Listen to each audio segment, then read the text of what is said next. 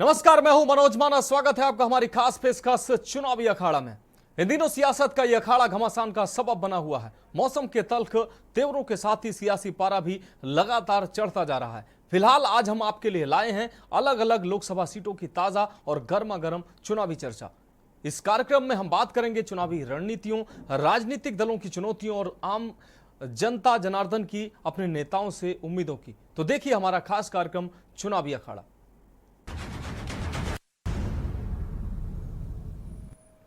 चुनाव में मतदान के आंकड़ों पर घमासान मचा हुआ है। हालांकि चुनाव के दौरान इस मामले की सुनवाई करने से सुप्रीम कोर्ट ने इनकार कर दिया है। बहरहाल अंतिम आंकड़ों पर विपक्ष के सवाल लगातार विपक्ष सवाल उठा रहा है। सवाल यह है कि देरी के पीछे कोई मंशा है या कोई मजबूरी। कहा जा रहा है कि मतदान अचानक 6% तक कैसे बढ़ गया, ये रिपोर्ट देखिए। लोकसभा चुनाव में मतदान के आंकड़े 2004 के लोकसभा चुनाव में 1999 की तुलना में 1.9% कम रहा था। 2009 के चुनाव में भी औसत मतदान 58.21% रहा।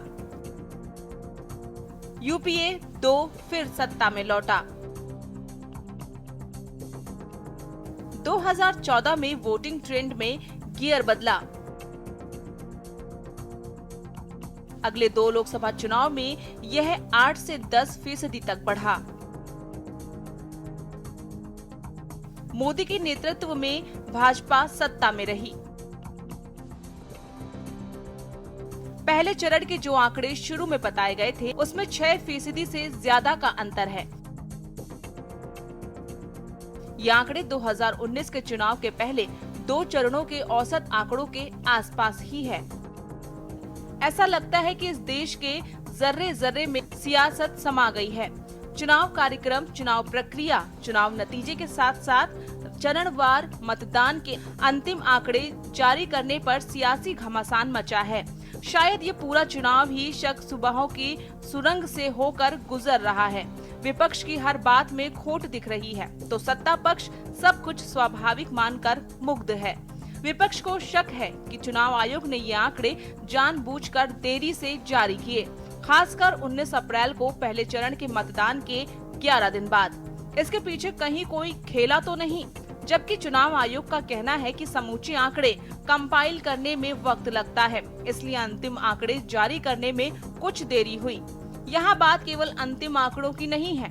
शुरुआती आंकड़ों में ये संदेश छुपा था कि दोनों चरणों में 2019 के लोकसभा चुनाव की तुलना में 3 से 7% की गिरावट आई है। लेकिन चुनाव आयोग ने पहले चरण के 1.5 हफ्ते बाद जो आंकड़े बताए, उससे पहले चरण में 102 संसदीय सीटों पर 66.14% और दूसरे चरण में 88 सीटों पर 66.71% वोट पड़े। जबकि चुनाव आयोग ने पहले चरण के मतदान की आरंभिक आंकड़े औसतन 60% और दूसरे चरण में 60.96% बताए थे। अगर इसकी तुलना 2019 के लोकसभा चुनाव के पहले और दूसरे चरण के मतदान प्रतिशत से की जाए तो वोटिंग में ये कमी क्रमशः 4 और 3% की होती है। अगर पिछले लोकसभा चुनाव के कुल औसत मतदान 67% से इसकी तुलना करें तो कुल मतदान में घटत उतनी ज्यादा नहीं है जितनी की मानी जा रही थी। फिर भी मतदान घटा तो है, जिससे चुनाव नतीजे काफी बदल सकते हैं और कई जगह हार जीत का अंतर भी बहुत कम रह सकता है। मतदान के शुरुआती आंकड़ों ने राजनीतिक दलों की चिंता बढ़ा दी थी। माना जा रहा था कि तमाम कोशिशों के बाद भी वोटर घर से नहीं निकल रहा है। राजनीतिक विश्लेषक इस बात का गुणाभाग लगा रहे थे कि कम मतदान किसको जीत की ट्रॉफी दिलाएगी। इसके लिए तरह तरह के आंकड़े और डाटा एनालिसिस पेश किए जा रहे थे। मोटे तौर पर संदेश यही था कि कम मतदान सत्तारूढ़ भाजपा और एनडीए के लिए जोखिम भरा है। ये बताने की भी कोशिश हुई कि चुनाव में खासकर भाजपा का वोटर अपेक्षित संख्या में नहीं निकल रहा। मतदान के अंतिम आंकड़ों पर विपक्ष का सवाल। अंतिम आंकड़े जारी करने में इतनी देर के पीछे मंशा या मजबूरी क्या है? मतदान अचानक 6% तक कैसे बढ़ गया? ये सचमुच आंकड़ों के संग्रहण में देरी है या कुछ और? आयोग केवल मतदान का प्रतिशत क्यों बता रहा है? कुल मतदान के आंकड़े बताने में क्या परेशानी है? फाइनल फिगर आया है, दो उसमें सवाल उठते हैं। एक तो फाइनल फिगर लाते लाते चुनाव आयोग को 10 से 11 दिन क्यों लगे। दूसरा, फाइनल फिगर और रियल टाइम फिगर में 1,07,00,000 वोटों का अंतर 380 के लगभग सीटों पर कैसे आया। ये इतिहास में, चुनावों के इतिहास में कभी नहीं हुआ, पहली बार हुआ। इसलिए लोगों के मन में एक चिंता है, संशय है चुनाव की प्रक्रिया को लेकर। पक्ष और विपक्ष के बीच तनातनी। मतदान के अंतिम आंकड़ों से भाजपा ने कुछ राहत की सांस ली है, जबकि विपक्ष के मन में शक का कीड़ा और गहरा गया है।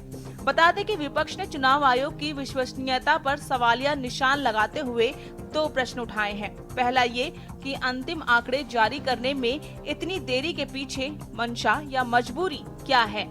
वही बताया जा रहा है कि मतदान अचानक 6% तक कैसे बढ़ गया। ये सचमुच आंकड़ों के संग्रहण में देरी है या कुछ और।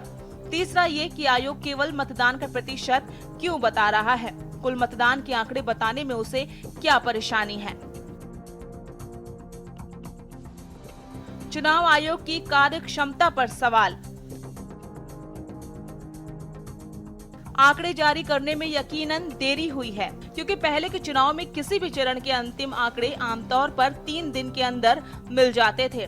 वैसे भी मतदान के दिन शाम के जो आंकड़े चुनाव आयोग जारी करता है वो सरसरी तौर पर और अनुमानित ही होते हैं, क्योंकि मतपेटियां जमा होने का क्रम देर रात तक या दूसरे दिन सुबह तक भी चलता है।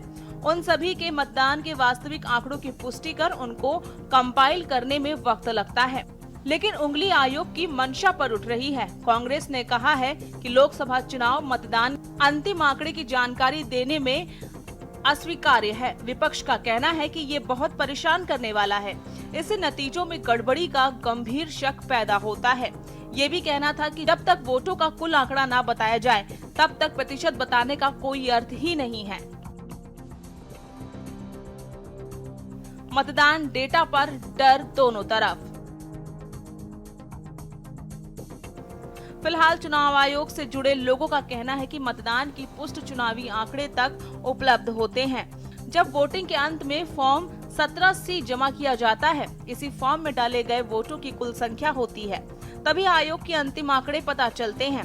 हालांकि कुछ विशेषज्ञों का मानना है अंतिम आंकड़ों में 5 से 6% तक की घट या बढ़ असामान्य नहीं है। इसका एक अर्थ ये भी है कि ये अंतिम आंकड़े और घटते तो विपक्ष ज्यादा आश्वस्त रहता। बढ़ते आंकड़ों ने उसे बेचैन कर दिया है। हालांकि अंतिम आंकड़े जारी करने में इतना विलंब चुनाव आयोग की कार्य क्षमता पर भी सवाल खड़े करता है, क्योंकि जो काम तय सीमा में अब तक होता रहा है वही काम ज्यादा संसाधनों और बेहतर टेक्नोलॉजी के बाद भी इतनी देरी से क्यों हो रहा है अथवा किया जा रहा है। हालांकि ये मानना कठिन है कि चुनाव आयोग जानबूझकर कोई खेला कर रहा होगा, क्योंकि इस चुनाव में सबसे ज्यादा विश्वसनीयता तो उसी की दांव पर लगी है। ये बात अलग है कि अपनी कॉलर ऊंची रखने के लिए कम मतदान को सभी दल अपने अपने पक्ष में बता रहे हैं, लेकिन चिंता सभी के मन में है और खासकर भाजपा के मन में, जिसने 400 पार का नारा दिया हुआ है। ऊपर से भले ही प्रधानमंत्री कम मतदान को भगवा रंग में लिपटा माने, लेकिन अंदर खाने बीजेपी ने अपनी समूची चुनावी मशीनरी को सक्रिय कर दिया है कि किसी भी कीमत पर ज्यादा से ज्यादा वोट डलवाओ, वरना नतीजों का ऊंट विपक्ष की करवट जा बैठेगा। कुल मिलाकर डर दोनों तरफ है। इस बार मतदान कम जरूर हुआ है, लेकिन इतना कम भी नहीं हुआ कि विपक्ष की बाँछें खिल जाएं। अगर यही ट्रेंड सभी चरणों में भी रहा तो तय मानिए कि चुनाव नतीजे कमोबेश 2019 के जैसे ही हो सकते हैं। स्पेशल डेस्क के न्यूज इंडिया। चुनावी अखाड़ा में अब बात करते हैं अगली रिपोर्ट की। हिमाचल प्रदेश में चुनावी पारा लगातार हाई होता नजर आ रहा है। यहां अंतिम चरण में 1 जून को मतदान होना है। फिलहाल सभी प्रत्याशी चुनावी प्रचार में व्यस्त हैं। हिमाचल हमेशा की तरह इस बार भी हिमाचल में कांग्रेस और बीजेपी में सीधी टक्कर नजर आ रही है। हमीरपुर सीट पर इस बार मुकाबला बहुत ही दिलचस्प होने वाला है। इस रिपोर्ट के माध्यम से समझिए। हाई प्रोफाइल हमीरपुर सीट, अनुराग को लगातार 5वीं जीत की उम्मीद। धुआंधार प्रचार में जुटे अनुराग ठाकुर। कांग्रेस से विधायकी हारे सतपाल से मुकाबला। भाजपा के लिए आसान नहीं राहें। मजबूत विकल्प के तौर पर खुद को पेश कर रहे अनुराग। 93% ग्रामीण आबादी वाली इस सीट पर हिंदुओं की बाहुल्यता। हिंदू आबादी में 23.75% दलित, 1.46% अनुसूचित जनजाति। इस सीट पर 10 बार भगवा परचम फहराया। अनुराग ठाकुर की साख दांव पर। हमीरपुर लोकसभा सीट पर प्रधानमंत्री नरेंद्र मोदी के मंत्री की साख दांव पर है। केंद्रीय मंत्री अनुराग ठाकुर यहां से लगातार 4 बार लोकसभा चुनाव जीत चुके हैं और 5वीं बार जीत का दावा कर रहे हैं। इससे पहले अनुराग ठाकुर भाजयुमो के अध्यक्ष से लेकर बीसीसीआई अध्यक्ष और मोदी सरकार के पहले कार्यकाल में केंद्रीय वित्त राज्य मंत्री की जिम्मेदारी निभा चुके हैं। वो पार्टी के सबसे प्रभावशाली युवा नेताओं में शुमार रहे हैं। अच्छे वक्ता होने के नाते वो देश भर के लगभग हर चुनाव में बीजेपी के स्टार प्रचारकों की लिस्ट में शामिल होते हैं। वो हिमाचल के पूर्व मुख्यमंत्री प्रेम कुमार धूमल के बेटे हैं। चरम पर चुनावी पारा। हिमाचल प्रदेश की हॉट सीटों में शामिल हमीरपुर में चुनावी पारा चरम पर है। 2008 के उपचुनाव समेत जीत का चौका लगा चुके अनुराग ठाकुर 5वीं बार मैदान में ताल ठोक रहे हैं। कांग्रेस ने पूर्व विधायक सतपाल रायजादा को मैदान में उतारा है। रायजादा स्थानीय व राष्ट्रीय मुद्दों को लेकर भाजपा की तगड़ी घेराबंदी में जुटे हुए हैं। वहीं पिछले चुनाव में महज 7,095 वोट हासिल कर तीसरे स्थान पर रही बसपा ने इस बार हेमराज को मैदान में उतारा है। ऐसा नहीं है कि हमीरपुर में भाजपा के लिए राहें बहुत आसान हो। मतदाताओं के बीच सवाल खूब है, पर ज्यादातर की बातें मुद्दों से शुरू होकर मजबूत विकल्प नहीं होने पर पहुंचकर अटक जाती हैं। ये वही चीज है जो भाजपा को सुकून दे रही है। बता दें कि प्रदेश की 4 लोकसभा सीटों में से हमीरपुर हाई प्रोफाइल में शुमार है। 93% ग्रामीण आबादी वाली इस सीट पर 95% से भी ज्यादा आबादी हिंदुओं की है। 2011 की जनगणना के अनुसार हिंदू आबादी से 23.75% दलित तो 1.46% अनुसूचित जनजाति है। वहीं इस सीट पर 10 बार भगवा परचम फहराया तो इसमें इन आंकड़ों का बहुत बड़ा रोल है। वहीं पिछले चुनावों में जीत के मार्जिन के आंकड़े खुद ब खुद बता देते हैं कि प्रतिद्वंदी कांग्रेस कोसों दूर है। उसके सामने पहाड़ जैसे मार्जिन को भरने की एक बड़ी चुनौती है। बहुत कुछ बयां करती ऊना की हवा। आपको बता दें कि ऊना कांग्रेस प्रत्याशी सतपाल रायजादा का गढ़ है। मुख्यमंत्री सुखविंदर सिंह सुक्खू का गृहनगर नादौन भी इसी लोकसभा सीट में आता है। रायजादा मुद्दों को लेकर बेहद तल्ख अंदाज में हमले बोल रहे हैं। वो अपनी सभाओं में कह रहे हैं, अनुराग अब चुनावी सभाओं में कहते फिर रहे हैं कि हमीरपुर तक रेल लाइन राज्य सरकार की वजह से नहीं पहुंची। वो कहते हैं कि अनुराग शायद भूल गए हैं कि सुक्खू सरकार को सत्ता संभाले महज 15 माह ही हुए हैं। इससे पहले तो भाजपा की जयराम सरकार ही थी। ऊना में आने वाली ट्रेनों की संख्या तो अनुराग गिनाते हैं, ये क्यों नहीं बताते कि हमीरपुर में रेल लाइन कितने इंच सरकी है। वो पीजीआई सैटेलाइट सेंटर के अधूरे काम पर भी सवाल उठाते हैं। वो तंज कसते हुए कहते हैं, अनुराग ठाकुर खुद तो लेफ्टिनेंट बन गए, लेकिन युवाओं को अग्निवीर बनाकर उनका भविष्य खराब कर दिया गया। मुद्दों पर मुखर मतदाता। इस सीट के दायरे में मुद्दों पर मतदाता मुखर है। हमीरपुर के सुजानपुर, टिहरा, नादौन और ऊना के साथ साथ बड़सर, कुटलैहड़, चिंतपूर्णी तक मुद्दों का शोर है।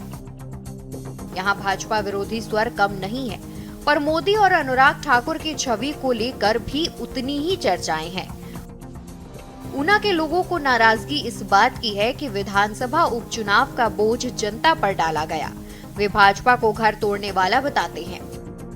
कांग्रेस बेरोजगारी के मुद्दे पर हमले बोल रही है। जवाब में भाजपा व्यापार बढ़ने, युवाओं के लिए अवसर बढ़ने का दावा कर रही है। पर बेरोजगारी के सवाल युवाओं को कहीं ज्यादा सता रहा है। वहीं व्यापारी वर्ग मानता है कि ऑनलाइन कारोबार ने सब चौपट कर रखा है। मतदाताओं से चर्चा में सामने आता है कि विधानसभा उपचुनाव में जिस तरह से गुटबाजी हुई, उससे साफ है कि कांग्रेस के सामने चुनौतियां कम नहीं है। प्रत्याशी चयन से लेकर प्रचार कार्य तक में देरी से हो रहे नुकसान की चर्चा भी लोगों के बीच है। स्पेशल डेस्क के न्यूज इंडिया। तो हमारी खास पेशकश चुनावी अखाड़ा में वक्त एक ब्रेक का है और ब्रेक के बाद हम अगली रिपोर्ट की बात। ब्रेक के बाद चुनावी अखाड़ा में एक बार फिर से आपका स्वागत है। हम बात करते हैं अपनी अगली रिपोर्ट की। लोकसभा चुनाव में हिमाचल प्रदेश के किसानों को गहरी टीस सता रही है।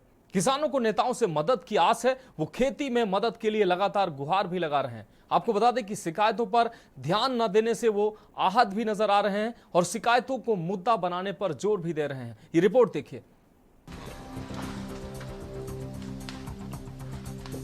हिमाचल प्रदेश की 4 लोकसभा सीटों पर एक साथ 1 जून को वोटिंग होनी है। हालांकि राज्य के किसान इस बात से नाखुश हैं कि तमाम राजनीतिक दलों की तरफ से उनकी शिकायतों पर ध्यान नहीं दिया गया। किसान चाहते हैं कि उनकी मांगों को तमाम राजनीतिक दल लोकसभा चुनाव में अहम मुद्दा बनाए।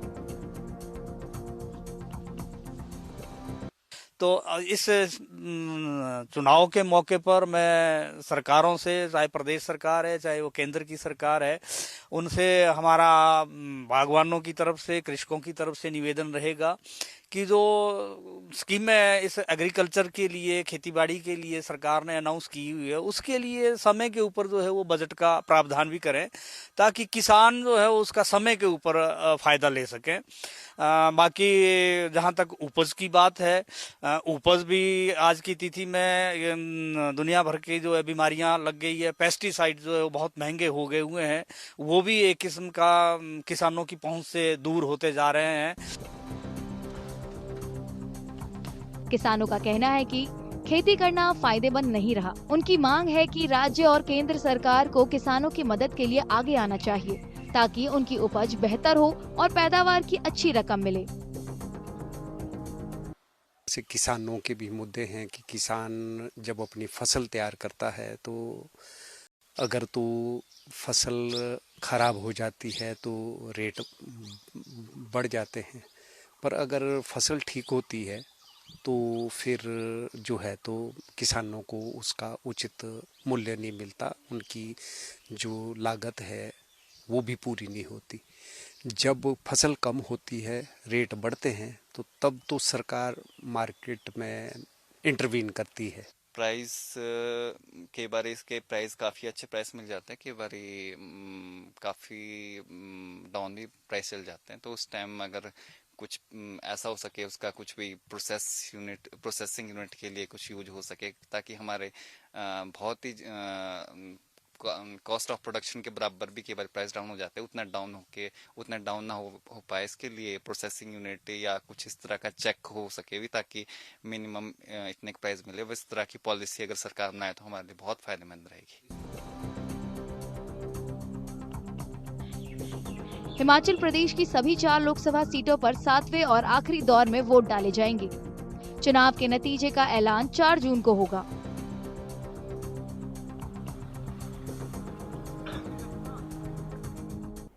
लोकसभा चुनाव के तहत चंडीगढ़ में वोटरों को जागरूक करने के लिए प्रदर्शनी लगाई गई है। आपको बता दें कि केंद्रीय सूचना और प्रसारण मंत्रालय ने systematic voters education and electoral participation programme यानी स्वीप के तहत प्रदर्शनी लगाई है। इस रिपोर्ट के माध्यम से समझिए।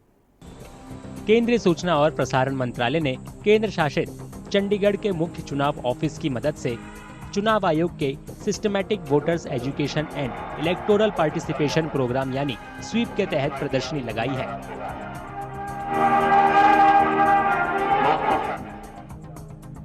देश के चुनावी इतिहास से जुड़ी इस प्रदर्शनी का मकसद लोगों को चुनावी प्रक्रिया के बारे में जागरूक करना है। यहाँ के सभी वोटर्स को पोल के दिन आने के लिए अवेयरनेस के तहत उनको मोटिवेट करने के लिए इस प्रदर्शनी को लगाया गया है। Ministry of information and broadcasting के माध्यम से चंडीगढ़ डिस्ट्रिक्ट इलेक्शन ऑफिस और चीफ इलेक्टोरल ऑफिसर इनके साथ मिलकर इस प्रदर्शनी को आयोजित कर रहे हैं। प्रदर्शनी में लोगों को फर्स्ट टाइम वोटर के तौर पर रजिस्टर कराने, वोटर लिस्ट में नाम खोजने और आदर्श आचार संहिता के उल्लंघन की शिकायत दर्ज कराने की प्रक्रिया के बारे में बताया जा रहा है। प्रदर्शनी में अधिकारियों ने लोगों को बताया कि चुनावी प्रक्रिया में हिस्सा लेना जरूरी क्यों है। उन्होंने लोगों से 1 जून को वोट डालने की भी अपील की। हीट वेव को ध्यान में रखते हुए वहाँ पैरामेडिक्स भी उपलब्ध रहेंगे। डिहाइड्रेशन ना हो उसके लिए रिहाइड्रेटिंग सॉल्यूशंस और उस सब तरह की सभी व्यवस्थाओं को किया गया है। परंतु फिर भी मैं सभी लोगों से ये आग्रह करूंगा कि 5 साल में एक बार ये मौका आता है, गर्मी की परवाह ना करें। पोलिंग बूथों पर व्यवस्थाएं अच्छी हैं। प्रदर्शनी 25 मई तक चलेगी। चंडीगढ़ लोकसभा सीट के लिए 7वें और अंतिम चरण में 1 जून को वोटिंग होगी। तो चुनावी अखाड़ा में बात करते हैं अगली रिपोर्ट की। प्रयागराज में वोटिंग प्रतिशत बढ़ाने के लिए फ्री मिठाई के जरिए वोटिंग प्रतिशत बढ़ाने की पहल की गई है।